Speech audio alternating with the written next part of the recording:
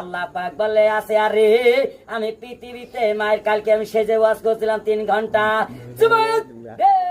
শেষ কালকে মুল্লিপুর ওয়াজ করে বাড়ি চলে যাবো হাবাসপুর মহেশপুরিতে।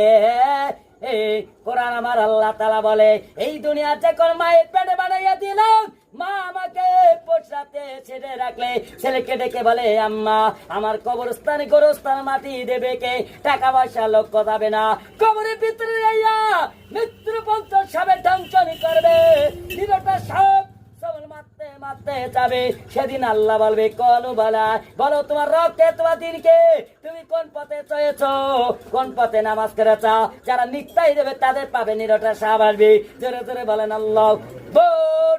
কোরআনকে পথে তারা মানে না ওরা খাওয়া জনি দই নাইকা দরজারে জনে কিরণ মালার ঘরে দাঁড়ায় ওখান তা তাবারা তা চামচ আবারে ভাই এক ফুটো তাবারা নিলে উড়িয়ে চলে যাবো 2 মিনিটে।